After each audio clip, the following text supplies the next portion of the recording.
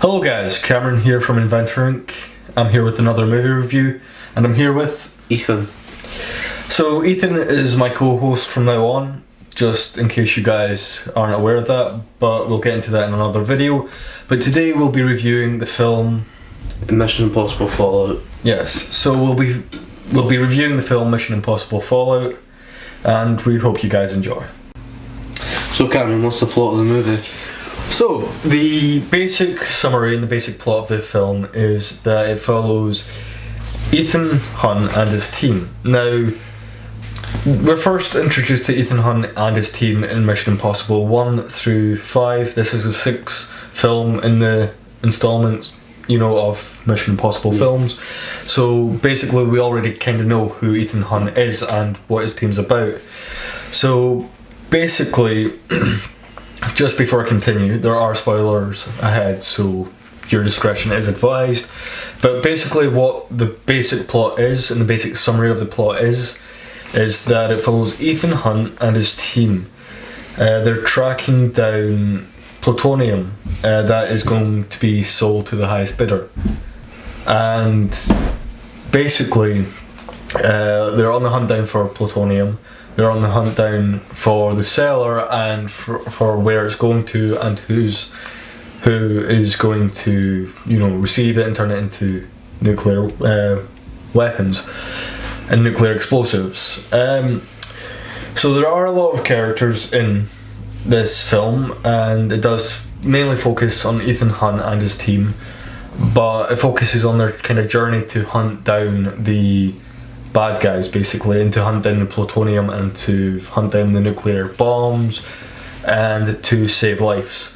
And there are a lot of twists throughout this film, which is a good thing. I quite enjoy the twists, but it really is a good film to watch. There's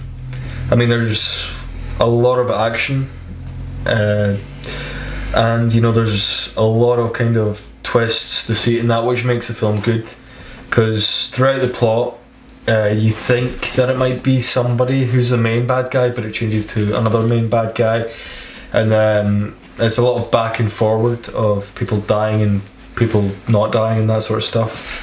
At the end of the day, you see the first initial thing of them trying to track down the plutonium, and then Ethan makes a decision that then allows the plutonium to go, basically be stolen. And then it's them hunting it down and trying to find it and trying to stop devastation from happening.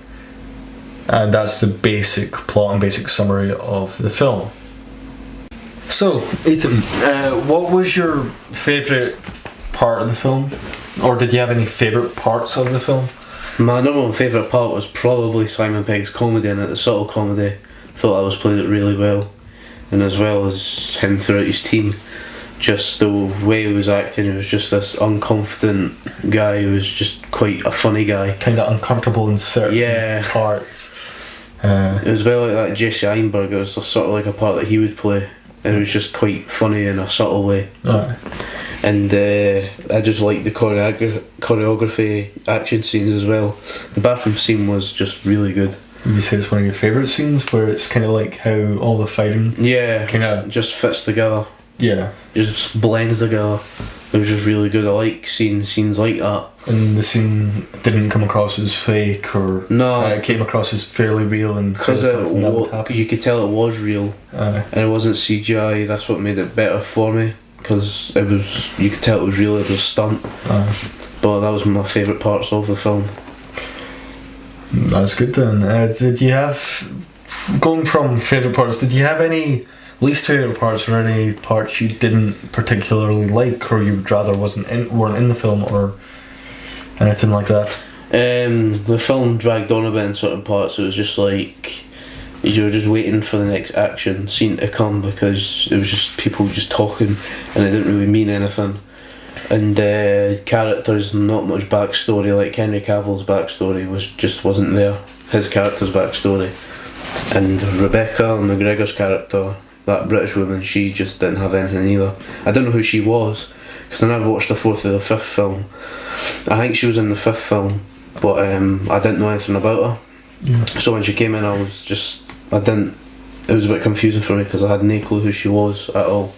But just small flaws. But it was a pretty good film all round. Yeah. What was your favourite part? I'd say, as you said already, the choreographed fight scenes and stunts were done in such a way where it was enjoyable, it was fun, it felt real, it looked real, and most of it probably was real. There may have been a few bits and pieces of it that may have been CGI, but it didn't feel like CGI. Yeah. And you couldn't pick up on what could have been CGI and what was completely a stunt in that,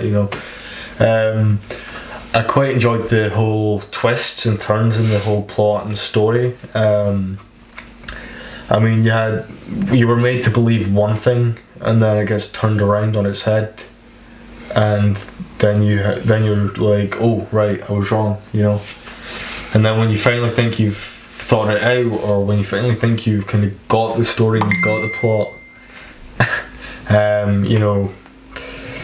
it's just like, you're wrong about it altogether.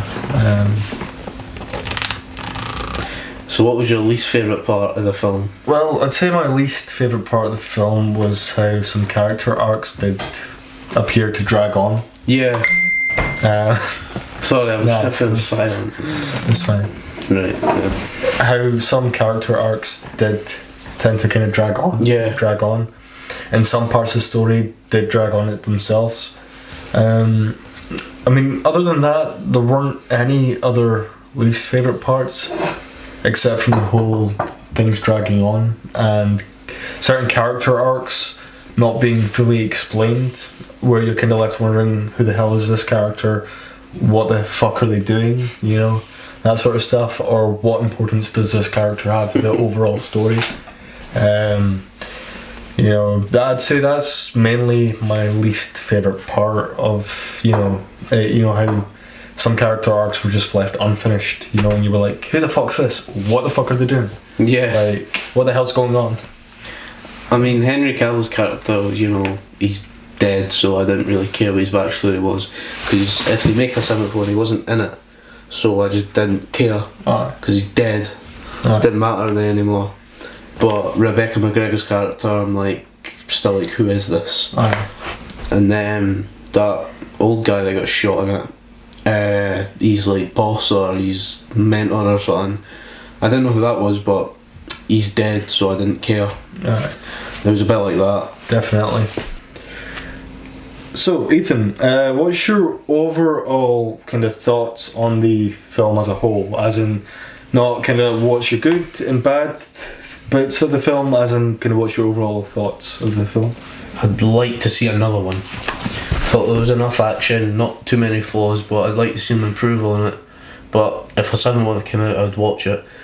I would say it was just as good as a Fast and Furious film, because at this point I don't care how serious it takes itself. As long as it's action packed, I'll watch it, and I'll probably will enjoy it. But the film itself was a pretty good film, because when I walked in, I didn't know what I was going to be watching. I didn't know if it was really serious or it was a comedy / action. So I was kind of fresh on taking it in, but I enjoyed myself. It was a good film. What about you? I enjoyed the film as a whole. I mean, I have seen the previous Mission Impossibles, which are they take themselves seriously, but they don't take themselves too seriously. Yeah. They still have the subtle bits of comedy. They still kind of have the kind of more fun, action-packed kind of feel to them. It's not like, oh, this is really serious. This is life or death. It's kind of more. It's more kind of. The film takes itself seriously enough, It doesn't do it too much and it doesn't do it too little. There's a good balance. I enjoyed the film. I would see the film again. I don't know about you, but yeah. I mean, I'd definitely watch that film again. I'd definitely like to watch 1 to 6. So start on 1 all over again and then work my way up to this one, which is number 6. Just so it's all kind of fresh. Yeah. And so I don't miss out anything, because I know I've seen all the films so far, but I mean, it's been years since I've seen the very first film. Yeah, because there's a lot to take in with these films. This one had a lot.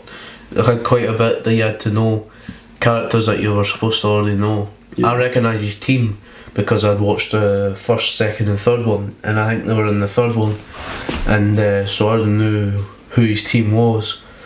But it is quite a filled film. Yeah. Because, I mean, the film's good, and I would definitely recommend going to the cinema to see this film. You know, well, it's, you know, still a recent film before too many spoilers and too many reviews come out. Like this one. Yeah, like this one. But honestly, you know, if you've got time and if you've got the money to go see this film, because it is a really good film. And, I mean, it's definitely worth your time, it's definitely worth watching, you know. And I'd definitely like to see another one to see how more of these characters can be expanded on. Because the one thing I've noticed is in each and every one of the different films, the characters basically kind of stay somewhat the same, but it's like you see them change and adapt as, you know, the situations and experiences they go through kind of shape them more and change them more. But I mean, that's my kind of overall thoughts on it. Anything else you want to add? Same as you. If I was watching it again, I would watch all 6 of them or 7, or whenever they'd stop making them, I would just watch them all in one go. Like almost like a marathon. Like I would do that with Star Wars and any other type of film, a lot of films. Because I feel like you would just get all the information in one go. Yeah. About the film, and you'd see stuff you might have missed if you watched it in cinemas. So that's what I would do if I was watching them all again. But definitely, because I mean, at least with watching it all over again, you can pause and play where and when you need to, and you can rewind it as well. Yeah. In case you missed a bit, would you say to the audience that it's definitely worth seeing if they've not already seen it? I would recommend this film if you like a good action movie that with a bit of comedy in it, subtle comedy, then I would definitely watch this. Yeah. I mean, I'd definitely buy it on DVD myself, you know. Yeah. But I'd do it in such a way where I can either buy all 6 separately, or I can buy all 6 in more of a kind of box set sort of. So I would probably buy it on Blu-ray because there's a lot of stunts in it, and I think you'd get the best experience on your TV if you bought it in Blu-ray. Is that a wee hint to Blu-ray? Is it? Aye. Maybe. Wink, wink, nudge, nudge. Oh, Blu-ray. You better check out Blu-ray. You know. But I mean, that's my thoughts on it, and my thoughts as well. Your thoughts as well, and yeah. I've been Cameron. This has been Ethan. And if you've liked what you've seen on this channel, please subscribe, like the video, comment on the video, use that ring bell notification thing. You mean turn on notifications? Yes, that's what I said. And share this video with your friends. And if you want to keep up to date with what's happening on the channel, follow us on social media and get a free puppy. We're not giving away the puppy. And also, yeah, follow us on our other channel, which is Inventor Inc. Vlogs and Behind the Scenes, where you'll see bloopers from this one and behind the scenes footage of this video. And until the next time, signing out, goodbye. Bye.